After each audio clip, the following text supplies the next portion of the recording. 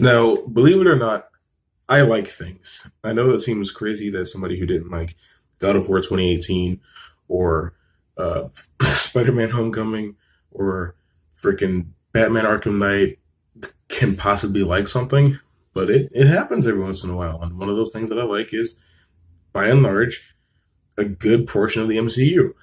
And what I'm tired of seeing is every time I get on Twitter, usually Twitter, there's just scores and scores of people that are like, MCU is bad because they use CGI and the actors are problematic and they don't push any boundaries with their filmmaking. And I'm just there's some merit to some criticisms toward the MCU. Of course, there's merit to criticisms towards anything that is criticized.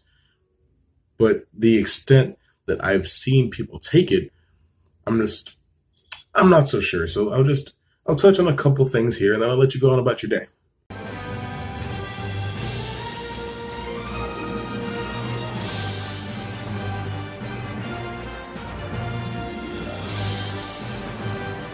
Now, I've seen a lot of people say that the movies are too assembly line, too cookie cutter, too samey. Sure, sure. Uh, Doctor Strange and Iron Man have the same arc in their first movie. Ant Man is very similar to Iron Man in origin structure. But here's the thing. I think I'm a little sick. But here's the thing.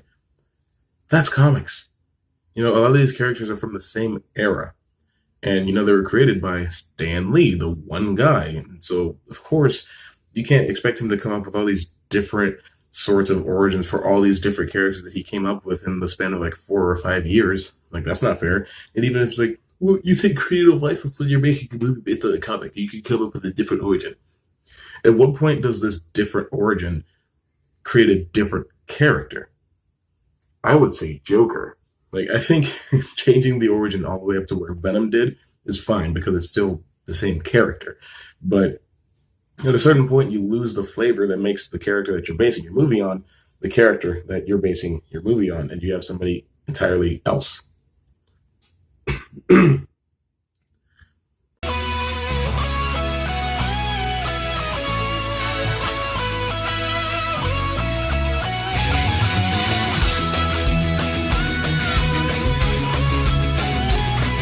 Another way that I feel like I don't understand what that means is how a lot of them just fight evil versions of themselves. Doctor Strange fought Caecilius, Iron Man fought Ironmonger and Crimson Dynamo, who actually ended up being Whiplash, but whatever. Dude, my voice is not with me right now. Captain America fought Red Skull and Winter Soldier, things like that. Here's the thing. Also, that's comics. I feel like a lot of people that are criticizing this don't read comics, but I mean, this is a lot of these characters' rogues galleries. Spider-Man, Batman, and The Flash have the most diverse villain collection in all of comics. And I mean, Flash doesn't even have his own movie, and Batman movies only ever want to show you the Joker. So it's like, what do you really want us to do? I mean, Batman fights a lot of martial artists. Captain America has fought a few failed Captain America replication attempts. Iron Man fights other Iron Men. Now, there's ways around it. Like, Iron Man has Iron Man has Killer Shrike, Living Laser, MODOK. It'd probably be a little bit hard to put those things on screen without scaring off the casuals. And Captain America has like Crossfire, well, Crossbones. He fought Crossbones. That's not the same thing.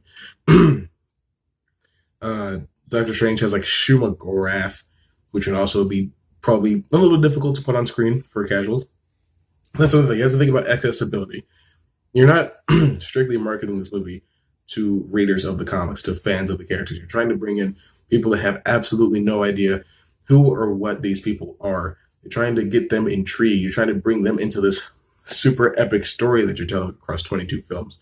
It's not so simple as just like, well, we're gonna go for this deep cut comic from Captain America's history. We're gonna make Code Red. We're just gonna make Code Red, and nobody's gonna know what's going on. Now, I agree that for Thor Ragnarok, maybe he didn't have to fight his Asgardian sister. I mean, in Thor the Dark World, he fought an elf, which wasn't really a god, so it was kind of a different situation. But in like Black Panther, Killmonger didn't need to be a Black Panther for their fight to be cool. Like, I honestly prefer the warrior fight where they were just slapping shields. And I get it, if you become the king of Wakanda, you're going to become the Black Panther. So Sure, whatever. But still, like, doesn't necessarily have to be a mirror match. But at the same time, that's just the nature of comics. That's the nature of trying to make these movies. Because, I mean, a lot of times it just feels like the overarching narrative matters a little bit more than each individual story.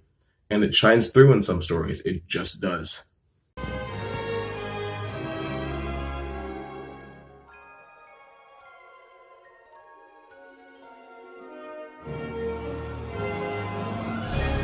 Now, Kevin Feige had a rough idea of how many movies it was going to take to get to Endgame, how long it would take. I'm sure that maybe he intended for it to be longer than 10 years. Maybe he didn't really want to push out 3 movies a year since 2017. I don't know. But I don't really blame him. All he wanted was to tell his Infinity War Endgame story. That was it. Disney, Marvel, Paramount, Buena Vista, they're just like, okay, well, if we cut up our studio into multiple different slices, this team can handle that, this team can handle that, this team can handle that. And that way we can put out multiple movies a year. But here's the big but. Every team will have access to the same resources, the same effects, the same stuff. So the effects in all the movies run together. The costume design in a lot of the movies run together. If I didn't already know some of these characters, I probably wouldn't be able to pick them out of a lineup. It's just that simple. Now, the costume design in the MCU, by and large, is fantastic.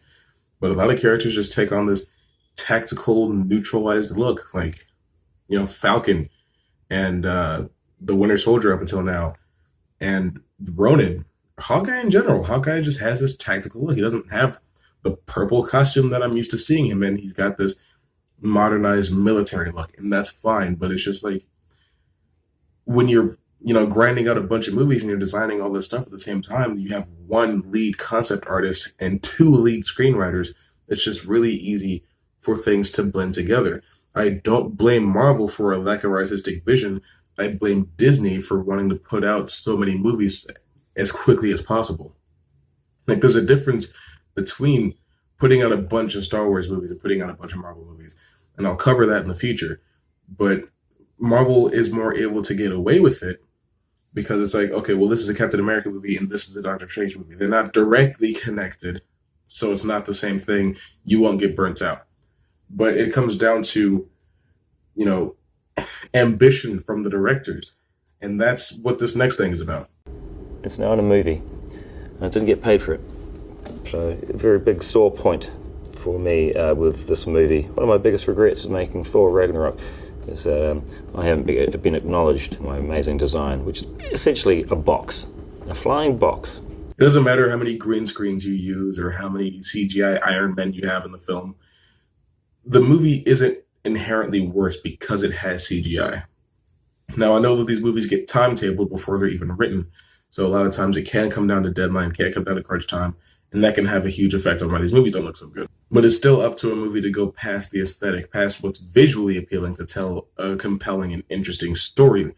And a lot of times the stories can run together, especially when you get to the second and third acts, unless you have directors like the Russo brothers or Taika Waititi. I didn't like Thor Ragnarok, but he did bring something new to the table. Directors like Scott Derrickson, who did Doctor Strange, it's up to the individuality of whoever's helming this project, this massive multi-hundreds of $1 million project. I don't know what happened to my camera orientation, but it's up to the captain of each film to make it interesting. The only reason Captain Marvel, I assume at least, and like Ant-Man and Iron Man 3 aren't that striking, aren't that dynamic, is because they were just assembly line. They were pushed out. Somebody had to be attached to the project for it to get made. So it was just like Shane Black, Peyton Reed, whoever did Captain Marvel. And again, I don't particularly blame Marvel. This is a little bit out of Kevin Feige's hands. He doesn't downright control every single aspect of the filmmaking process. It's only like, hey, okay, I'll greenlight this movie, I'll greenlight this cast, this director, whatever. But when a movie gets timetabled by Disney, that's it. Come hell or high water, the movie's gonna come out when it's supposed to come out. If you're lucky, you'll get a team of super talented people involved, and they will make something that will blow everyone's minds. But that's just not always the case. Even with movies like Thor, I think Kenneth Branagh did a fantastic job making Thor. I think Thor was the really good movie. But it is kind of washed away into the depths of all the other Marvel movies that followed that same sort of structure. And I mean, that's superhero comics. Person gets powers. Person gets challenged. Person wins the day. That's what it is. That's just how that goes down. But again, they had to introduce all these characters, have them go on their own arcs, get them through their own journey before Endgame happened so that you could actually wrap up all these stories. And for that to take place, the characters would have to be in multiple movies. Disney, let's put out as many movies as possible. So every once in a while you'll get a Ryan Coogler, or you'll get, I'm struggling, I'm really struggling, a Joe Johnston or Russo Brothers or whatever. Somebody that's actually passionate and interested in what they're making and doing. But you just can't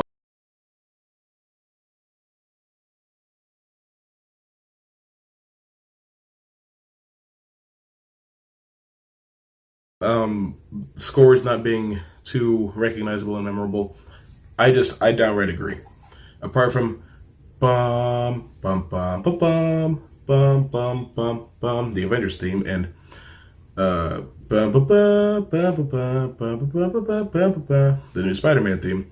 There's nothing memorable about the MCU scores, and that's fine. That's okay. All right, switching composers all the time, we'll do that. But I mean, how many DC songs are memorable?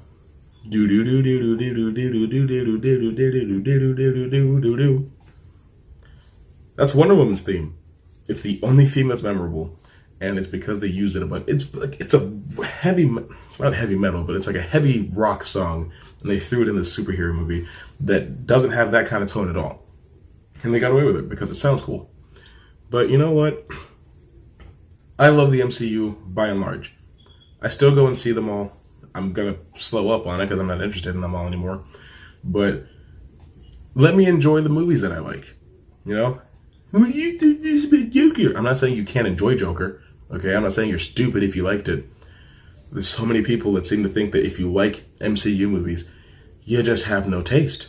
And that's just not true. I've got great taste. See, I like Bleach. But I'll see you soon.